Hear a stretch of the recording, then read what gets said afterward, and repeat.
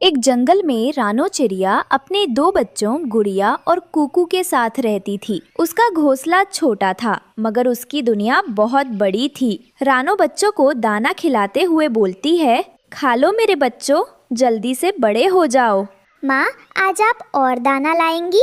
हाँ मेरी जान, तुम्हारी माँ तुम दोनों के लिए दुनिया की हर खुशी लाएगी। पास की डाल से गिल्लू गिलहरी आती है। रानो बहन, कैसे हैं आप? और मेरे ये प्यारे भतीजे भतीजी। गिल्लू मौसी, आप आ गई। आओ गिल्लू, तुम आ जाती हो तो दिल लगा रहता है।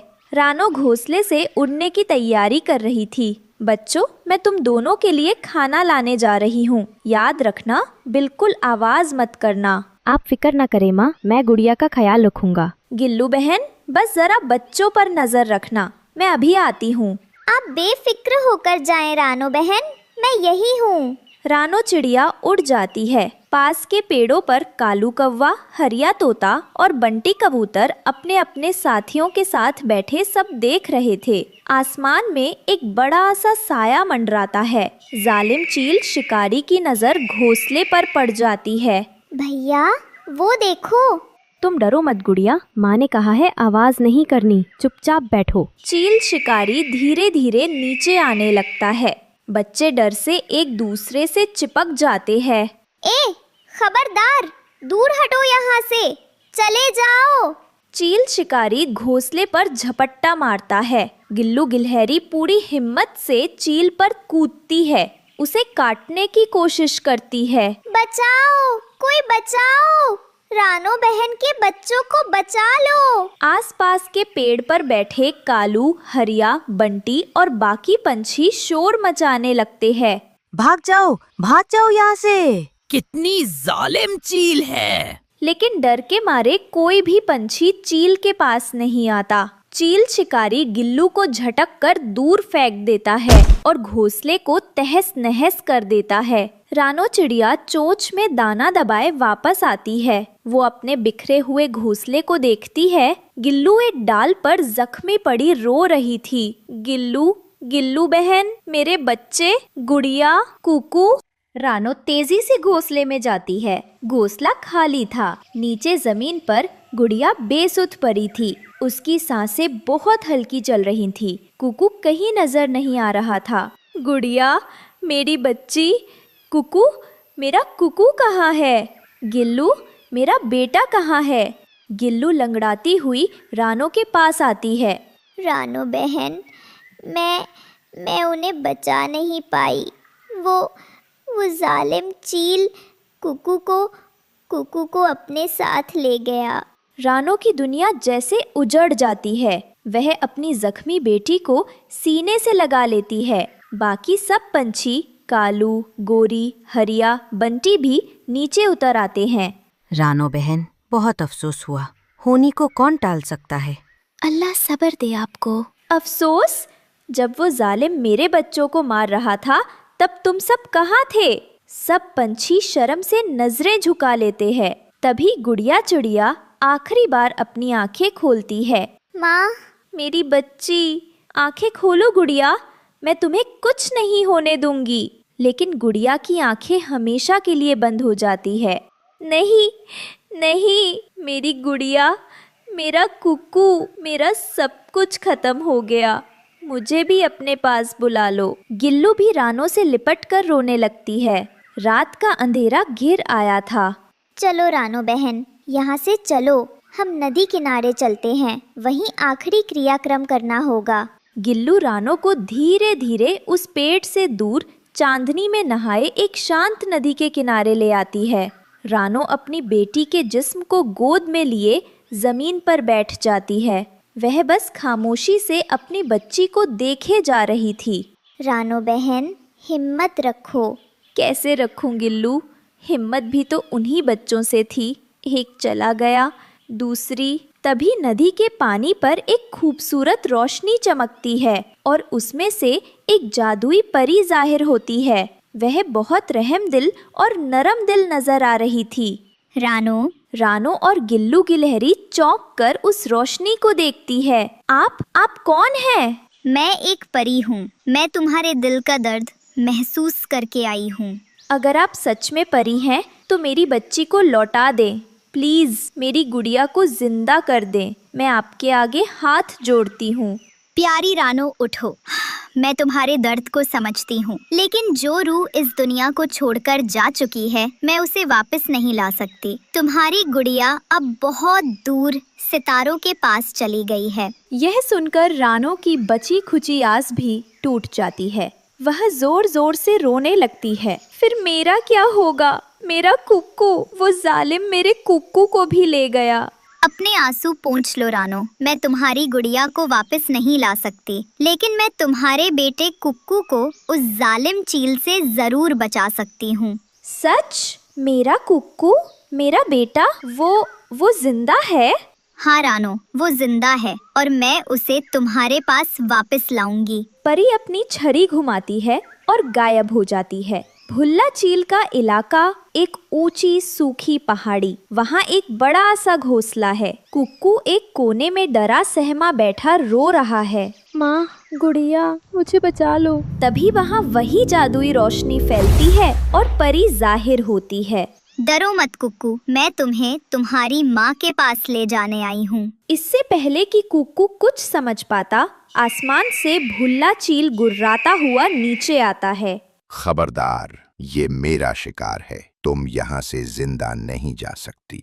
तुम्हारे पाप का घड़ा भर चुका है भुल्ला। परी अपनी छड़ी घुमाती है। एक तेज रोशनी चील की आंखों से टकराती है। चील दर्द से चीखता है और अपना संतुलन खोकर पहाड़ियों में कहीं गिर जाता है। परी कुक्कू को अपने साथ लेती है और पलक झपकते ही गायब हो जाती है। अचानक वही जादुई रोशनी दोबारा होती है और परी कुक्कू के साथ जमीन पर उतरती है।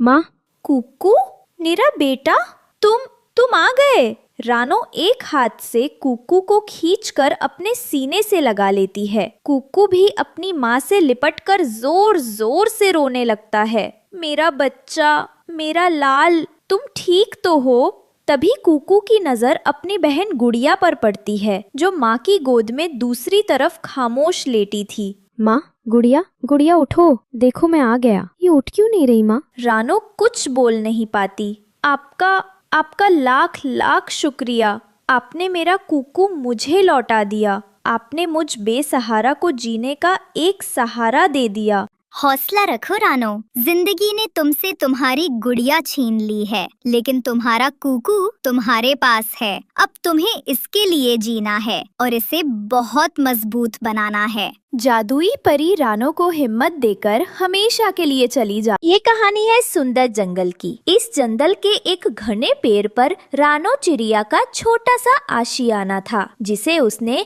तिनका तिनका जोड़कर अपनी दुनिया बनाया था। रानो अपने दोनों बच्चों को दाना खिला रही थी। गुड़िया नाजुक थी और कुक्कू नटखट। आओ मेरी गुड़िया रानी, खाओ। आप ये खाओगी तभी तो मेरे साथ आसमान में उड़ोगी। और कुक्कू, तुम हमेशा जल्दबाजी। आराम से खाओ मेरे लाल।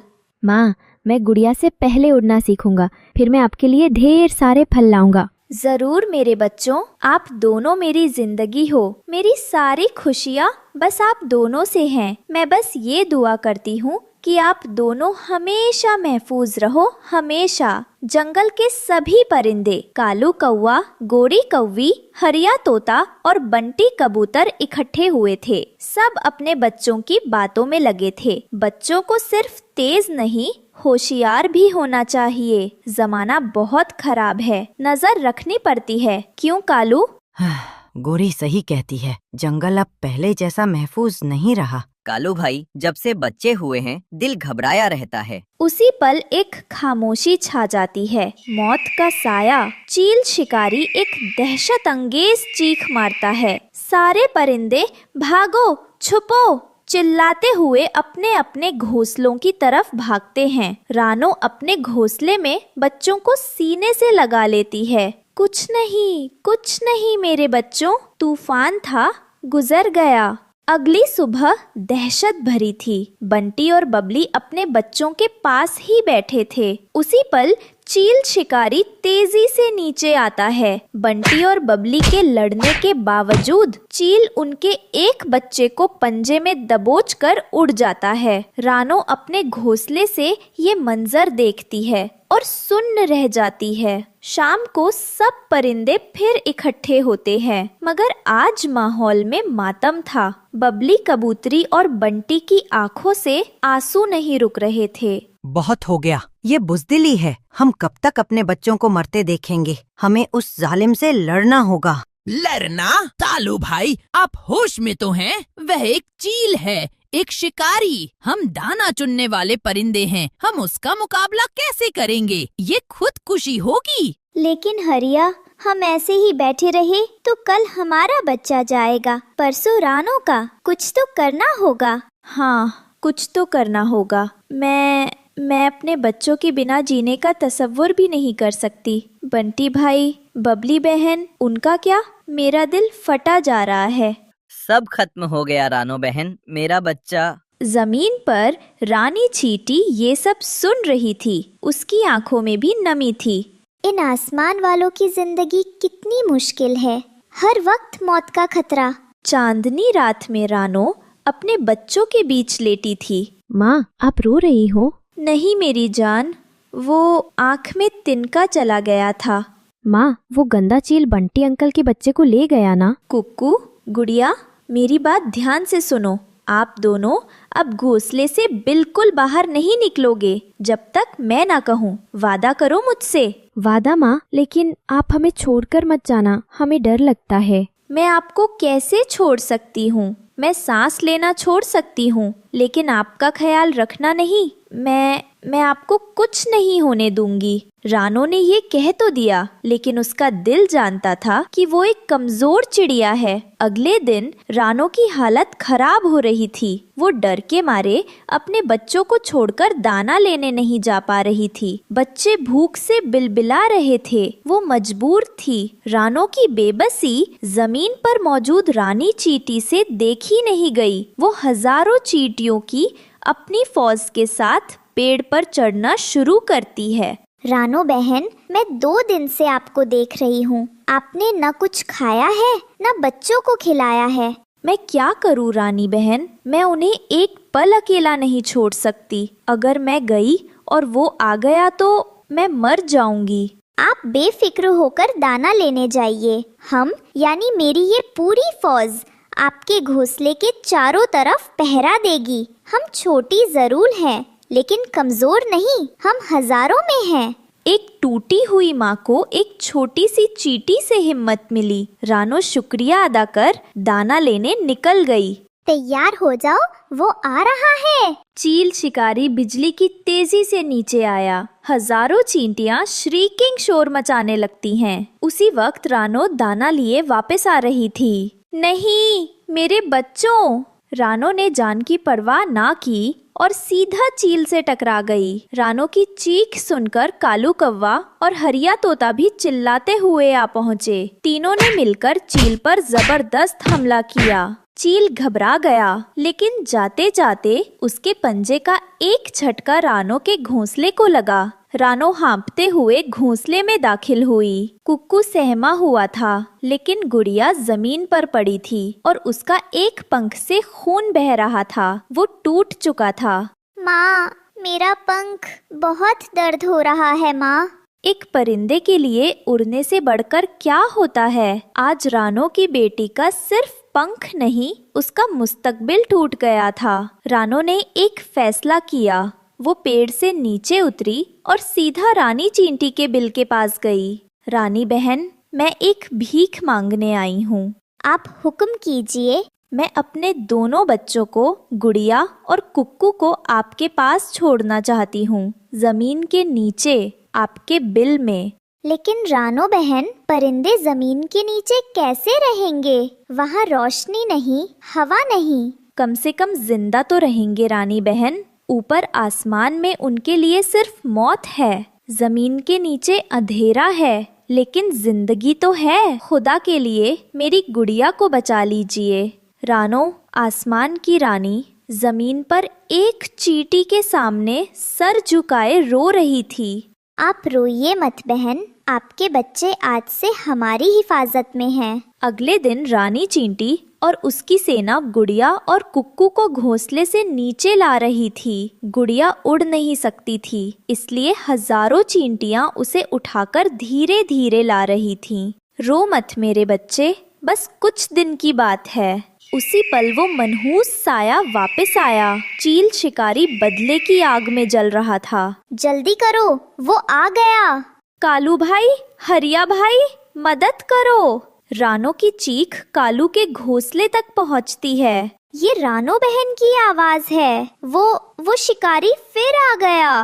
गोरी, बच्चों को अंदर करो और दरवाजा बंद कर लो, मुझे जाना होगा। कालू, आप होश में तो हैं? वो एक जालिम है, वो आपको मार डालेगा। हमारे बच्चों का सोचो।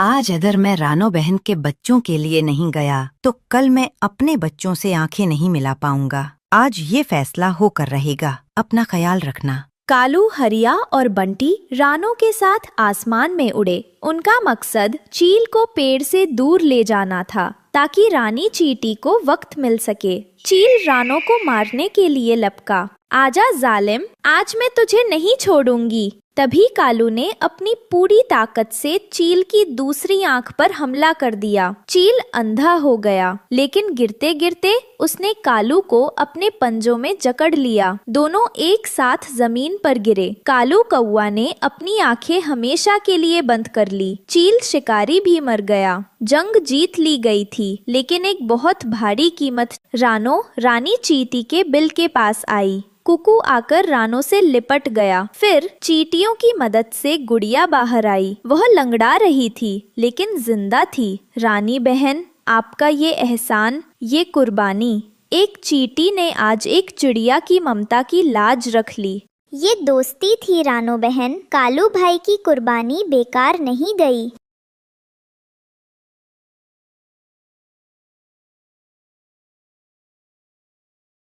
सुबह का समय था। पानी की ठंडी बयार बह रही थी। उसी किनारे पर रानो चिड़िया ने छोटी सी जमीन चुनी थी, जहां उसने फूल गोभी बोने की तैयारी की। उसके साथ उसके दोनों बच्चे भी थे। देखो बच्चों, यही हमारी जमीन है, यही हम फूल गोभी बोएंगे। नदी का पानी पास में है, मिट्टी भी गीली और उपजाऊ है।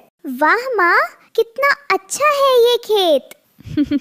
हाँ माँ, और जब बड़ी बड़ी गोभियाँ निकलेंगी तो मैं उन पर बैठकर झूला झूलूंगा। अरे पगले, गोभी झूला नहीं होती।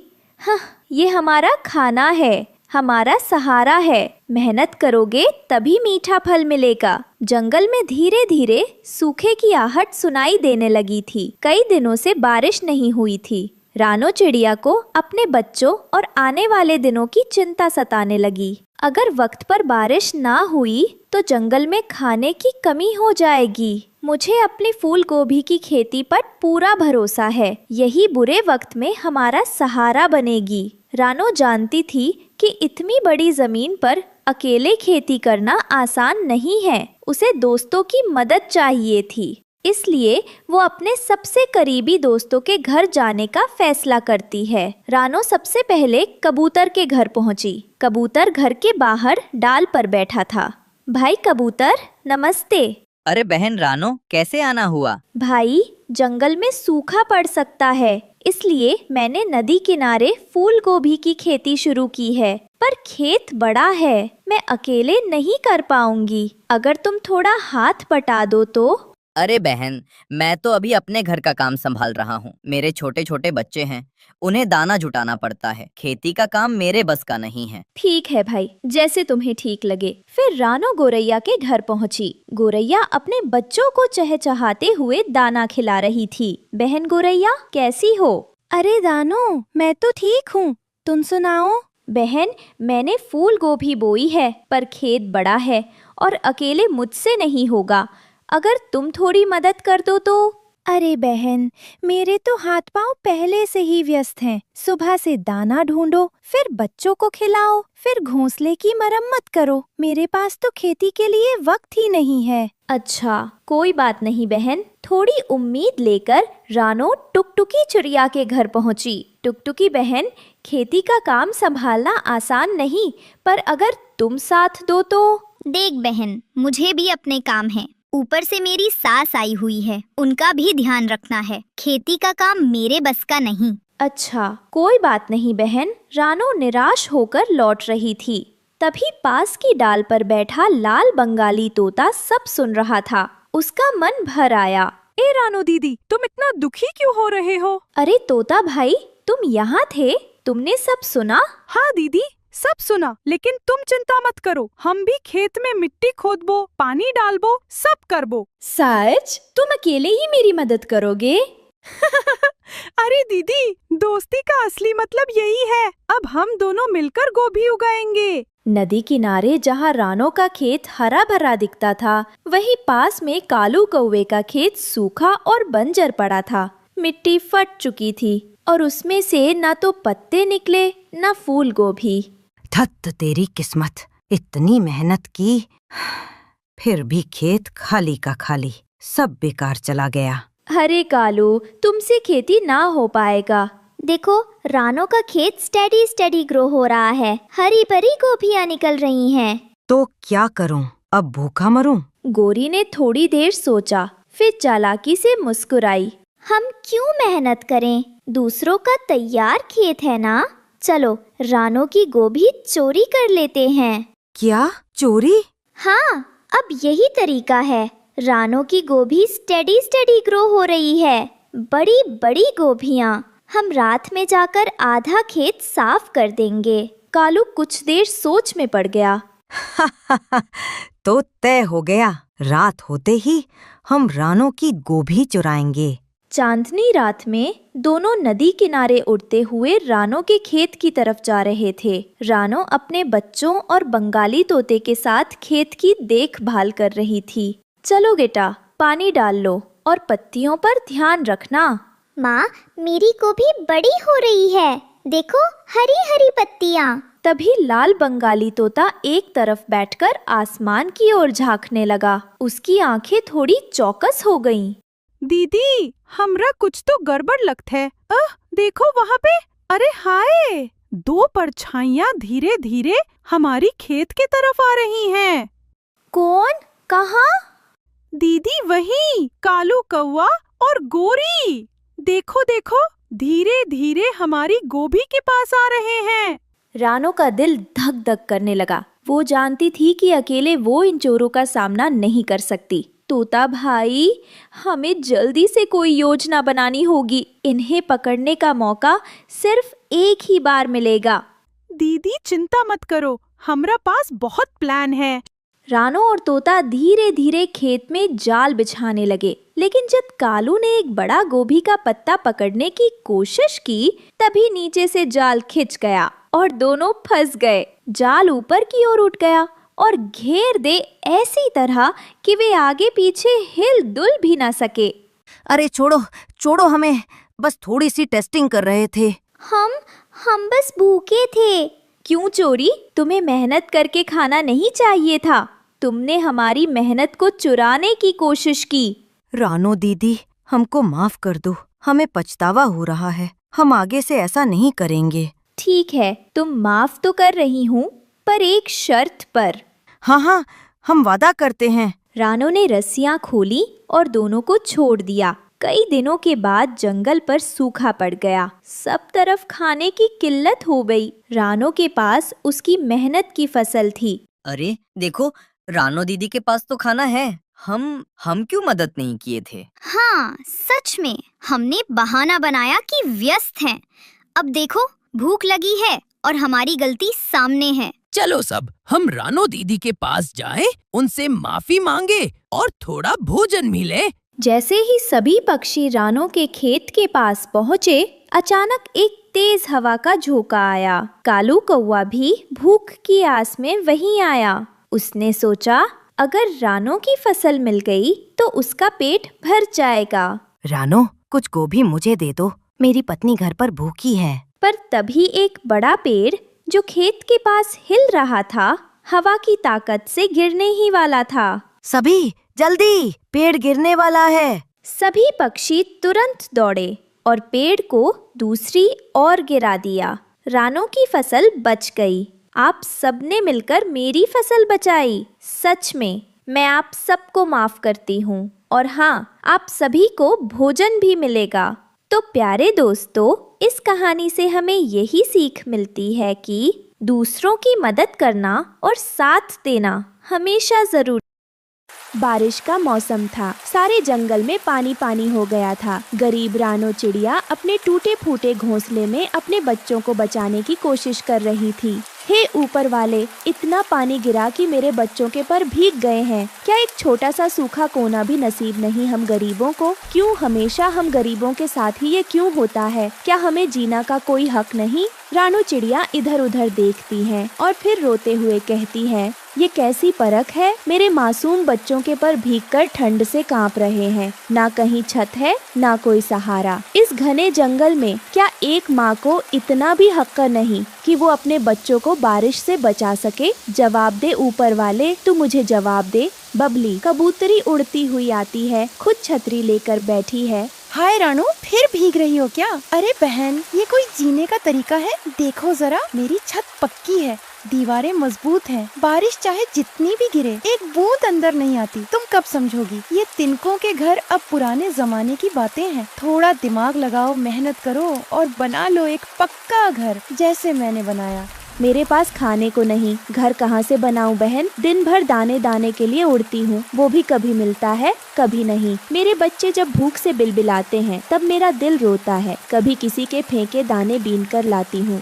अरे रानो, ऐसे कैसे चलेगा? मदद मांगो, किसी से कहो, कोई न कोई तो सहारा देगा। कहाँ भी था बहन, सबने मुंह फेर लिया। कोई कहता है हमारे पास जगह नहीं, कोई कहता है अपनी औकात देखकर उड़ो। अब तो बस ऊपर वाले का ही आसरा है। जब वो चाहेगा तभी मेरे बच्चों की ये भीगी शामें किसी सूखे सवेरे में बदलेंगी। बबली हंसती है और उड़ जाती है। कालू कौवा ऊंचे आसमान में चक्कर लगाते हुए जोर जोर से कांव कांव करता है। धीरे धीरे सारे पक्षी उसकी आवाज सुनकर जमा होने लगते हैं। कबूतर, तोता, मैना, बुलबुल, बगुला और यहाँ तक कि कुछ चूहे भी पेड़ की शाखाओं पर चढ़कर देखने लगते हैं। सुनो सुनो, मैं जंगल में एक लॉटरी स्कीम शुरू कर रहा हूँ। बस एक एक दाना दो और जीत सकते हो एक पक्का घर। ये सुनकर जंगल के गरीब पक्षी भी चौंकते हैं। अब क्या चाल चली है इसने? पिछले हफ्ते ही तो उसने चूहों से उनका अनाज छीना था। शांत रहो, सुनो तो सही। ये कौवा हमेशा कुछ नया तमाशा करता है।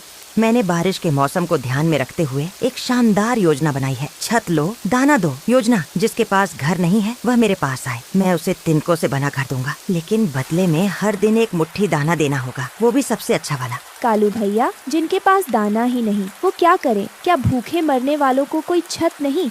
ओह रानो, अगर तुम्हारे पास दाना नहीं है तो मेरे पास तुम्हारे लिए कोई छत नहीं है। जंगल में रहना है तो कीमत चुकानी पड़ती है। मुफ्त की छत सिर्फ कहानियों में मिलती है, असली दुनिया में नहीं।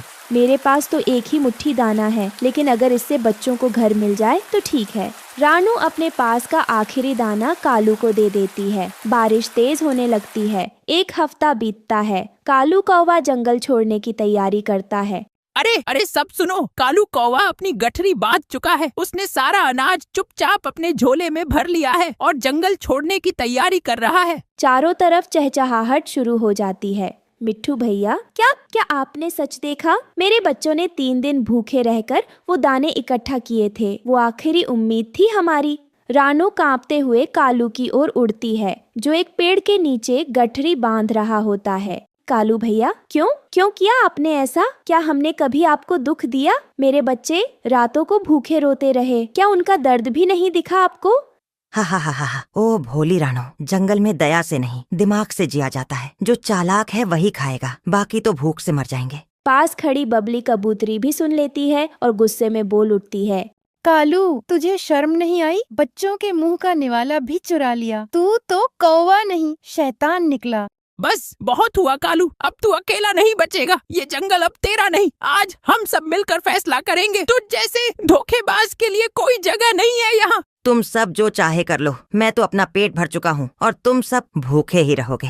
रात का समय था। रानो चिड़िया बच्चों के साथ भीग रही थी। बच्चे कांप रहे थे। वहीं दूसरी तरफ कालू कौवा अपनी गठरी उठाता है और उड़कर जंगल से बाहर चला जाता है। मिट्ठू और बबली सारे पक्षियों को बुलाकर पंचायत लगवाते हैं। कालू कौवा ने हम सबको धोखा दिया, उसकी लॉटरी स्कीम झूठी थी। हमने भी रानो जैसी चिड़िया की मदद नहीं की, ये हमारी गलती है। अब वक्त आ गया है कि हम उस चालाक कालू कौवे का पर्दाफाश करें।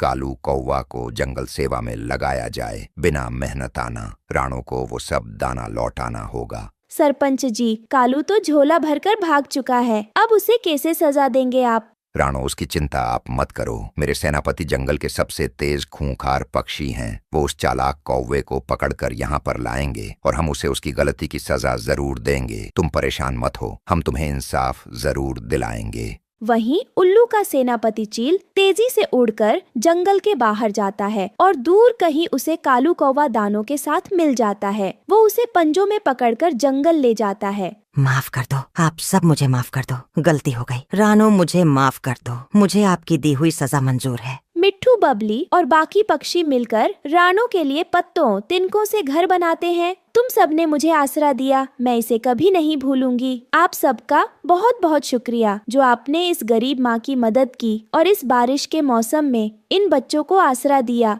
ये सब देखकर बच्चे हंसते हैं। जो सच्चे होते हैं उनकी मदद खुदा करता है और जो धोखा देते हैं उनका अंत एक दिन होता ही है। रानो चिड़िया गरीब थी लेकिन ईमानदार थी और यही उसकी सबसे बड़ी दौलत थी। सुबह सुबह का वक्त था। जंगल में हल्की हल्की हवा चल रही थी। रानो चिड़िया अपने घोंसले में बैठी हुई अपनी बेटी गुड़िया और बेटे कुकू को नाश्ता करवा रही थी। तभी गुड़िया चिड़िया उससे कहती है, मम्मा, आज मुझे बहुत ज्यादा गर्मी लग रही है, काश कि जल्दी से बारिश आ जाए। हाँ मम्मा, अगर बारिश होगी तो हम दोनों तो पत्तों पर फिसल फिसल कर खेलेंगे। हाँ मेरे बच्चों, लेकिन बारिश होने से पहले पहले हमें अपने घोंसले की मरम्मत करनी होगी, नहीं तो घर के अंदर पानी आ जाएगा। इतने में अचानक से काले बादल आसमान में इकट्ठा हो जाते हैं। तेज हवाएं चलने लगती हैं। जंगल के सभी पक्षी जानवर घबरा जाते हैं। वे सब घबराकर अपने अपने घरों की ओर भागने लगते हैं। कालू कौवा एक पेड़ की ऊंची डाली पर बैठा हुआ था। वह तो बारिश के आने का इंतजार कर रहा था। उसे पता था कि बारिश आते ही छोटे छोटे पक्षियों के घोंसले भीग जाएंगे और उनके अंडे भी गिर जाएंगे। कालू कौवे को तो इसी मौके की तलाश थी। बारिश होते ही चिड़िया का घोंसला भीग जाएगा और उसके अंडे भी गिर जाएंगे, फिर आएगा असली मजा।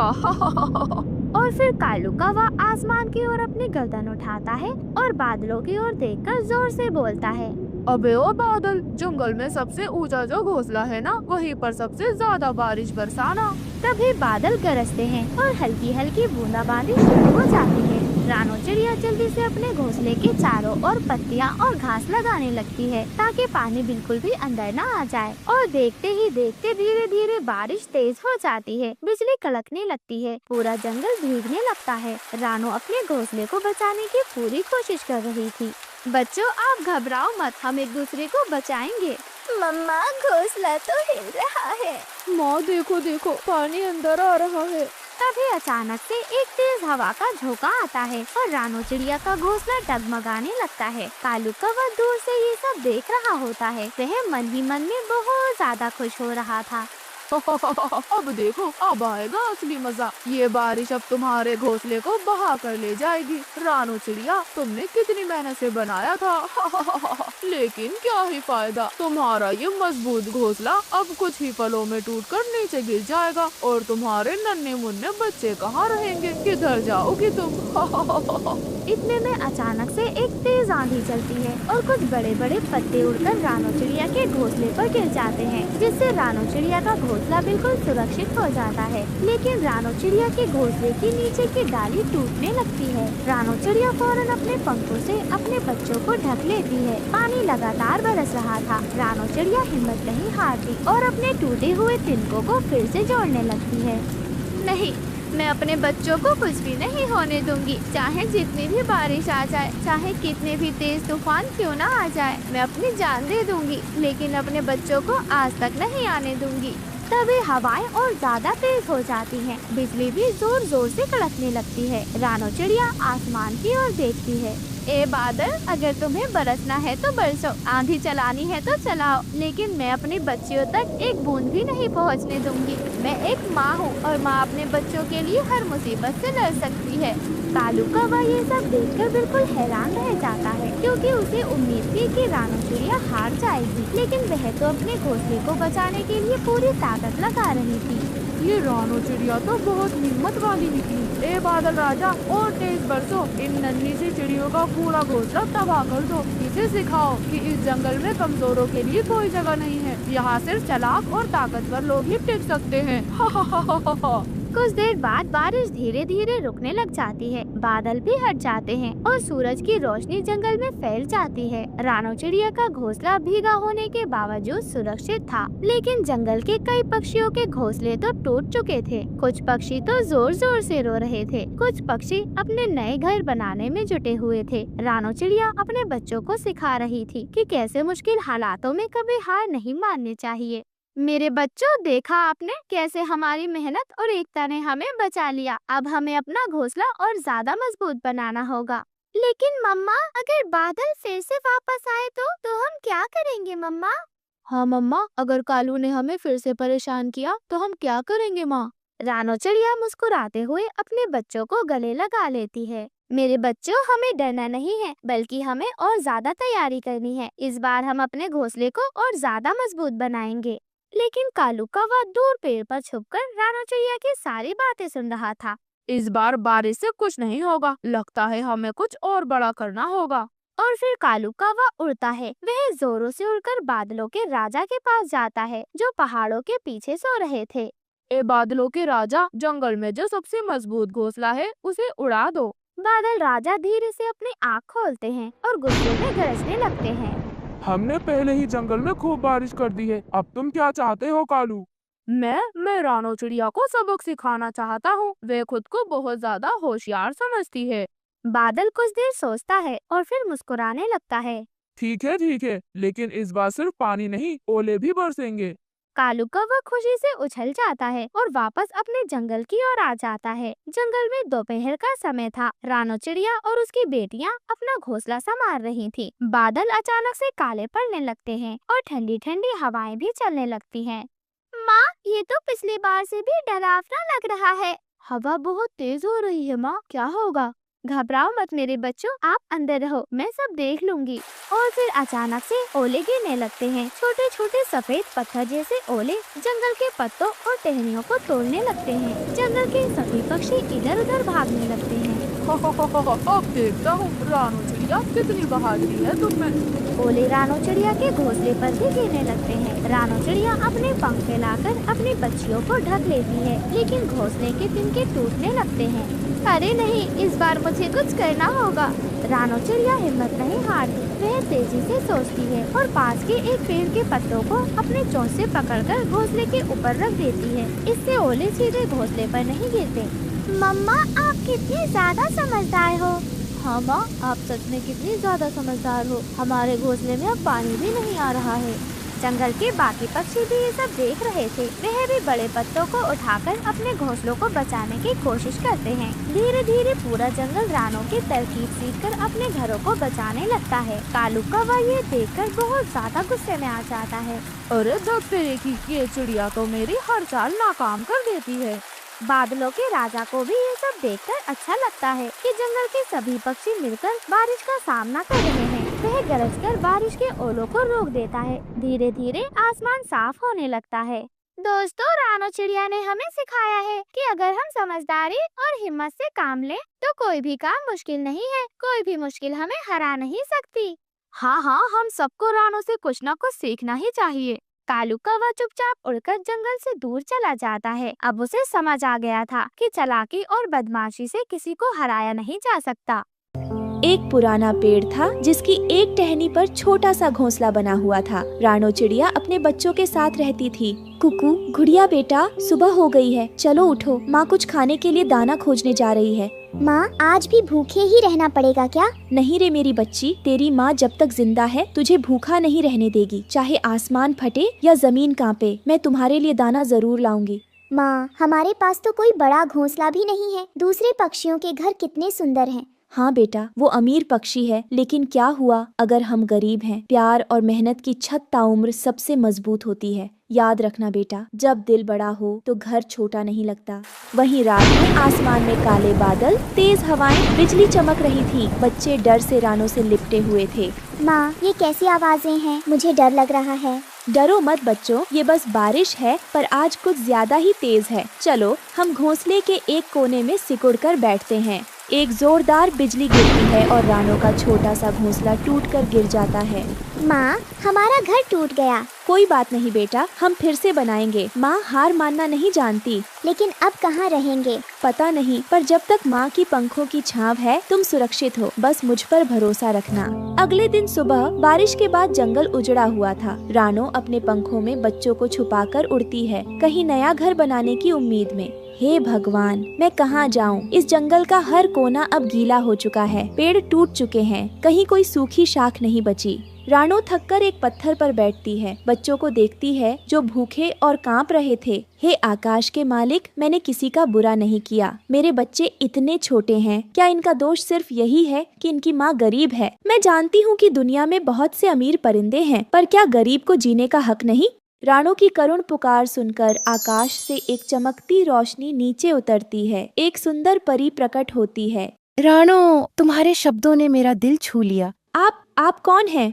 मैं एक लाल परी हूँ। तुम्हारा संघर्ष, तुम्हारा प्रेम और तुम्हारा धैर्य देखकर मैं खुद को रोक नहीं सकी। माँ हूँ परी, मेरी कोई तमन्ना नहीं, बस इन बच्चों को सिर ढकने की जगह मिल जाए तो मैं जीवन भर आभारी रहूंगी। रानो, माँ का प्यार दुनिया की सबसे पवित्र शक्ति है और उस शक्ति को मैं खाली हाथ नहीं लौटने दूंगी। परी अपनी जादुई छड़ी घुमाती है। जंगल के बीचों बीच एक विशाल जादुई कटहल का पेड़ उग आता है, जिसमें सुंदर घोंसले बने थे, फल लगे थे।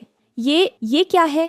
ये तुम्हारा नया घर है, जादुई कटहल घर। ये न कभी गिरेगा, न इसमें भूख होगी न डर। यहाँ तुम्हारे बच्चों को सुरक्षा और प्यार मिलेगा। रानो अपने बच्चों के साथ जादुई घर में जाती है। दीवारों से खुशबू आती है, दानों से भरे घोंसले और खिलखिलाते फूल। माँ, ये घर कितना सुंदर है। माँ, अब तो हमें डर भी नहीं लगता। हाँ मेरे बच्चों, ये घर किसी भी सोने की महल से ज्यादा कीमती है, क्योंकि ये मेहनत, माँ की दुआ और एक परी की करुणा से बना है। परी दूर से मुस्कुराते हुए चली जाती है।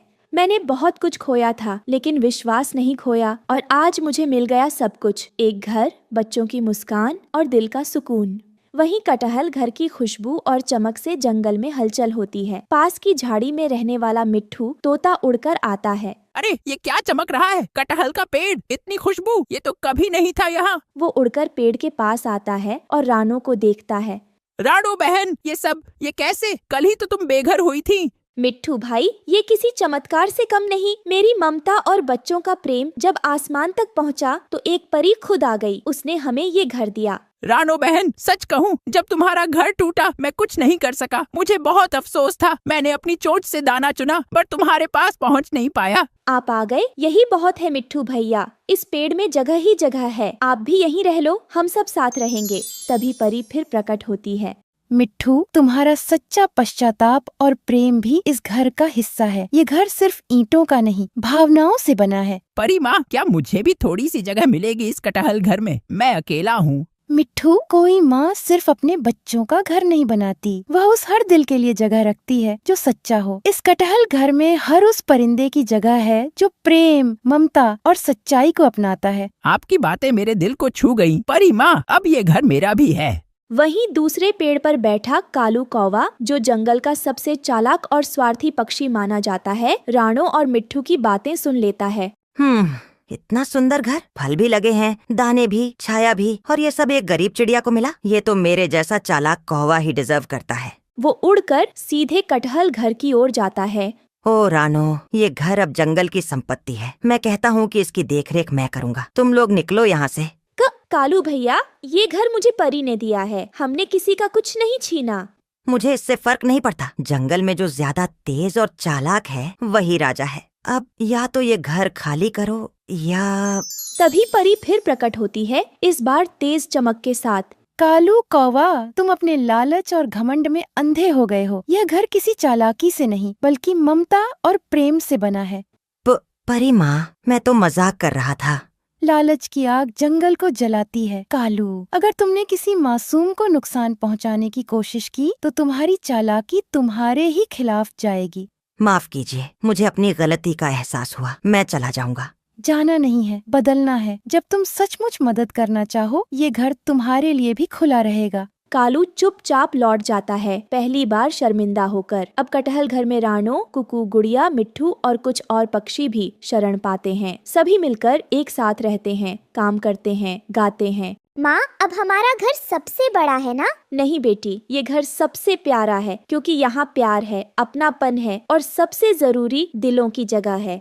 इस कहानी से हमें सीख मिलती है कि प्यार, धैर्य और ममता के आगे दुनिया की कोई कठिनाई टिक नहीं सकती, और जब आप हार नहीं मानते तो किस्मत भी आपका साथ देती है।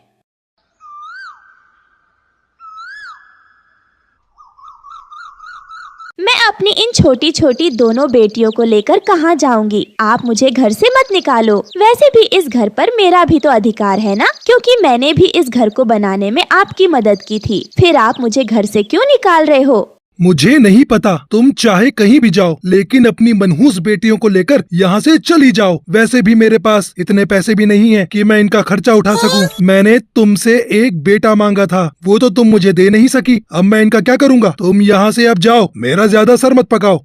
फिर उसके बाद रानो चिड़िया रोती हुई अपनी दोनों बेटियों को वहाँ से ले जाती है। तभी अचानक वहाँ का मौसम बदल जाता है और एक तेज तूफान के साथ साथ बारिश भी होने लगती है। ये देखकर रानो चिड़िया बहुत ज्यादा परेशान हो जाती है और वो एक पेड़ के नीचे बैठ जाती है। हे भगवान, ये सब अचानक से क्या हो गया? वो वहाँ बैठी हुई थी कि तभी उसकी नजर एक घोंसले पर पड़ती है और वो कहती है, मैं एक काम करती हूँ, इस घोंसले के पास चली जाती हूँ और इस घोंसले में जो कोई भी होगा उससे मदद मांगूंगी, शायद वो मेरी मदद कर दे। फिर उसके बाद रानो चिड़िया उस घोंसले के पास आती है और उस घोंसले का दरवाजा बजाती है। तब उस घोंसले के अंदर से बंटी नाम का एक कबूतर निकल के आता है और वो कहता है, क्या हुआ चिड़िया, तुम कौन हो और मेरे घर का दरवाजा क्यों बजा रही थी? तुम इतनी परेशान भी लग रही हो और तुम रो क्यों रही हो? फिर रानो चिड़िया उस कबूतर को सारी बात बताती है, जिसे सुनने के बाद वो कबूतर कहता है, तुम यहीं रुको चिड़िया बहन, मैं अपनी पत्नी से पूछ कर आता हूँ। अगर मेरी पत्नी मान जाएगी तो मैं तुम्हें अपने घर के अंदर रख लूँगा। यह कहकर बंटी कबूतर अपनी पत्नी से पूछने आता है और वो रानो की सारी बातें अपनी पत्नी को बताता है, जिसे सुनने के बाद तो उसकी पत्नी को उस पर दया आ जाती है और वो उस चिड़िया को घर में रखने के लिए मान जाती है। फिर वो उस चिड़िया को घर के अंदर बुलाती है और उससे कहती है, चिड़िया बहन, तुम जितने दिन चाहो उतने दिन मेरे घोंसले में रह सकती हो। मेरा घोंसला बहुत बड़ा है। तुम्हारा बहुत बहुत धन्यवाद जो तुमने मेरी मदद की, लेकिन मैं ज्यादा दिनों तक आपके ऊपर बोझ नहीं बनूंगी। अगर मुझे कोई काम मिल जाएगा तो मैं उसे कर लूंगी। अगर तुम काम कर सकती हो तो कल से तुम मेरे साथ चलना। मैं पकौड़े बनाने की फैक्ट्री में काम करती हूँ। अगर तुम चाहो तो वह काम कर सकती हो। मैं मालिक से बात कर लूंगी। उसके बाद अगले दिन से रानो चिड़िया कबूतर की पत्नी बबली कबूतरी के साथ काम पर चली जाती है और बबली कबूतरी काम के लिए अपने मालिक कालू कौवे से बात करती है। फिर वहाँ रानो चिड़िया को काम मिल जाता है और वो वहाँ पकोड़े बनाने का काम करने लगती है। शाम को वो घर आकर अपनी दोनों बेटियों से कहती है, मेरी प्यारी बेटियों, तुम्हारे लिए खुशखबरी है कि मुझे काम मिल गया है और अब मैं जल्दी अपने लिए एक घर खरीद लूंगी और तुम्हारा स्कूल में दाखिला भी करवा दूंगी। कबूतर भैया ने और उनकी पत्नी ने हमारी बहुत मदद की है, इसलिए हम उन पर ज्यादा दिन तक बोझ नहीं बन सकते। तभी ये सब बातें बंटी कबूतर सुन लेता है और रानो चिड़िया से कहता है, रानो बहन, तुम ऐसा सोच भी कैसे सकती हो? भला एक भाई के लिए उसकी बहन बोझ कैसे बन सकती है? इसका मतलब रानो बहन, तुमने मुझे अपना भाई समझा ही नहीं। नहीं कबूतर भैया, ऐसा कुछ भी नहीं है। आप तो मेरे लिए सगे भाई से भी ज्यादा बढ़कर हो। रानो, अगर ऐसा है तो फिर कभी अपने मुंह से ऐसी बात निकालना भी नहीं, वरना मुझसे बुरा कोई नहीं होगा। चलो, अब तुम्हें नौकरी मिल गई है ना, तो अब तुम अपने हाथ से कुछ बढ़िया सा बनाकर खिला दो। मम्मा, आज आप घास के पकौड़े बनाओ, क्योंकि बहुत दिन हो गए हैं आपने घास के पकौड़े नहीं बनाए हैं। क्या घास के पकौड़े? घास के पकौड़े कैसे होते हैं? मैंने तो आज तक घास के पकौड़े न खाए न देखे। कबूतर अंकल, मेरी मम्मा घास के पकौड़े बहुत ही टेस्टी बनाती है। मम्मा, एक बार इन्हें बनाकर खिलाओ तो जरा। हाँ हाँ रानो बहन, तो चलो आज तुम घास के पकौड़े बनाओ, मैं भी तो खाकर देखूं कि कैसे होते हैं घास के पकौड़े। ठीक है, मैं अभी आपके लिए घास के पकौड़े बना लाती हूँ। फिर कुछ ही देर में रानो चिड़िया घास के पकौड़े बना लाती है। तब सभी घास के पकौड़े बड़े चाव से खाते हैं। तभी खाने के बाद कबूतर कहता है, वाह रानो बहन, सच में तुम्हारे ये घास के पकौड़े तो बहुत टेस्टी हैं। मजा आ गया इन्हें खाकर तो। कबूतर अंकल, मम्मा के हाथों के बने घास के पकौड़े होते बहुत टेस्टी हैं, इसीलिए तो हमें बहुत पसंद आते हैं। रानो बहन, तुम तो बेकार में किसी दूसरे के यहाँ काम करने जा रही हो। मैं तो कहता हूँ कि तुम खुद की ही इसी घास के पकौड़े की दुकान खोल लो, तुम्हारी दुकान खूब चलेगी। नहीं नहीं कबूतर भाई, मुझे काम मिल गया है ना, तो मैं उसी में खुश हूँ। मैंने तो कभी इसके बारे में सोचा ही नहीं था। फिर उसके बाद रानो चिड़िया अपने काम पर आ जाती है, और रानो चिड़िया बहुत ही मेहनती थी, इसलिए वो अपना काम अच्छे से करती थी, और वहाँ उसके कई दोस्त भी बन गए। ऐसे ही समय बीतता गया और रानो चिड़िया को 1 महीना हो जाता है। तब उसे उसके काम के पैसे मिलते हैं। तभी दुकान का मालिक कालू कौवा रानो चिड़िया से कहता है, ये लो रानो तुम अपने काम के पैसे, और हाँ, यह कुछ पैसे एक्स्ट्रा भी ले लो, ये तुम्हारी बेटियों के खर्च के लिए, क्योंकि मुझे बबली बहन से पता चला है कि तुम किसी मुसीबत से गुजर रही हो। लेकिन मालिक जी, इस सब की क्या जरूरत है? रानो, तुम इन पैसों से अपने बच्चों के लिए खिलौने ले जाना। वैसे भी तुम्हें पहले महीने की तनख्वाह मिली है ना, तो तुम्हारे बच्चे भी खुश हो जाएंगे।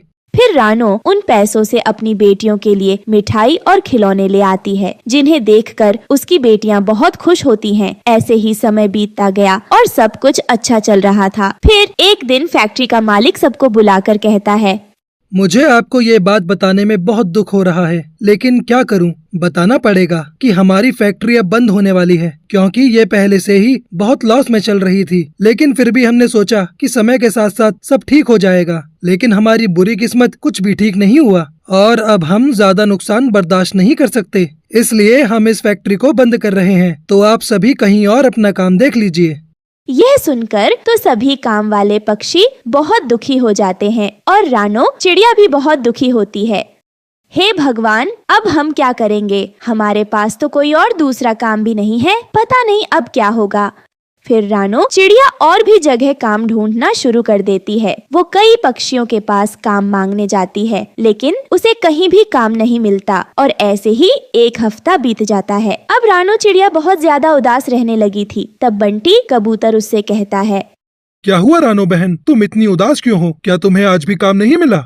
हाँ कबूतर भैया, आज भी मैं कई पक्षियों के पास गई थी, लेकिन कहीं काम नहीं मिला, और सबने कह दिया कि अभी हमें जरूरत नहीं है, जब जरूरत होगी तब बता देंगे। कबूतर भैया, अब तो मेरे पास ज्यादा पैसे भी नहीं बचे हैं, अब मैं अपने घर का खर्चा कैसे चलाऊंगी? बहन, मैं तो तुमसे पहले ही कह चुका हूँ कि तुम अपने घास के पकौड़े बेचना शुरू कर दो। तुम्हारे पकौड़े इतने टेस्टी हैं कि सब पक्षी खूब खाएंगे, और तुम उसके साथ साथ हरी पुदीने की चटनी और चाय भी देना। सब पक्षी तुम्हारी तरफ खिंचे चले आएंगे, और उसमें मैं भी तुम्हारी मदद कर दिया करूँगा। तुम एक कदम आगे तो बढ़ाओ। लेकिन कबूतर भाई, मेरे पास इतने पैसे भी तो नहीं है कि मैं एक ठेला लेकर पकौड़े बेच सकूं। रानो, तुम पैसों की चिंता मत करो, पैसे तुम मुझसे ले लेना। नहीं कबूतर भैया, आपने मेरी पहले बहुत मदद की है, अब मैं आप पर और बोझ नहीं बनना चाहती। आपने मुझे काम भी दिलवाया और रहने के लिए घर भी दिया, बस इतना ही काफी है मेरे लिए। कोई बात नहीं रानो, तुम पैसे सोच समझ कर ले लो। जब तुम्हारे पास पैसे आ जाएं, तब मुझे वापस कर देना। रानो चिड़िया बंटी कबूतर की बात मान जाती है और अपने पकोड़ों का ठेला लगाना शुरू कर देती है, और पकोड़े के साथ साथ हरी पुदीने की चटनी और चाय भी देती है। लेकिन पहले दिन तो रानो की दुकान पर कोई नहीं आता। यह देखकर रानो परेशान हो जाती है। देखा कबूतर भैया, मैंने आपसे कहा था ना कि यह काम नहीं चलेगा। रानो बहन, पहले तुम इंतजार करो, अभी तो शुरू किया है काम, सब ठीक हो जाएगा। तभी वहाँ एक चिड़िया आती है जिसका नाम टुनटुनी था। वो बंटी कबूतर से कहती है, कबूतर भाई, नई दुकान खोली है क्या आपने? हाँ टुनटुनी बहन, आज ही नई पकौड़े की दुकान खोली है। खा कर देखो पकौड़े कैसे हैं। हाँ हाँ, लाओ पकोड़े, खिलाओ तो जरा, मैं भी तो देखूं कैसे ही पकोड़े। हाँ टुनटुनी बहन, खा कर देखो, घास के पकौड़े हैं, मजा आ जाएगा, बहुत ही टेस्टी हैं और साथ में गर्मा गर्म चाय भी है। फिर टुनटुनी चिड़िया घास के पकौड़े खाती है और साथ में चाय भी पीती है। टुनटुनी चिड़िया को वो पकौड़े बहुत अच्छे लगते हैं। फिर वो बंटी कबूतर से कहती है, अरे वाह कबूतर भाई, ये पकोड़े तो बहुत ही टेस्टी है। ये घास के पकोड़े तो मैंने पहली बार खाए हैं। इसी बात पर तो मुझे एक और प्लेट दे दो। फिर टुनटुनी चिड़िया और पकौड़े खाती है और वो जंगल में जाकर सभी पक्षियों को घास के पकौड़े के बारे में बताती है और रानो चिड़िया की खूब तारीफ करती है। फिर क्या था, सभी पक्षी रानो चिड़िया की दुकान पर घास के पकौड़े खाने आते हैं। उसके बाद रानो चिड़िया की बहुत अच्छी कमाई होने लगती है और वो इतने सारे पैसे देखकर बहुत खुश होती है। फिर रानो चिड़िया अपने लिए एक घर खरीद लेती है जिसमें वो अपनी दोनों बेटियों के साथ खुशी खुशी रहने लगती है। दोस्तों, आपको हमारी आज की कहानी कैसी लगी? हमारी कहानी को लाइक करें, कमेंट करके अपनी राय हमें दें। आपके कमेंट और लाइक हमारे हौसले को बढ़ाते हैं। अगर आप हमारे चैनल पर नए आए हैं तो हमारे चैनल को सब्सक्राइब करना ना भूलें। आपका धन्यवाद।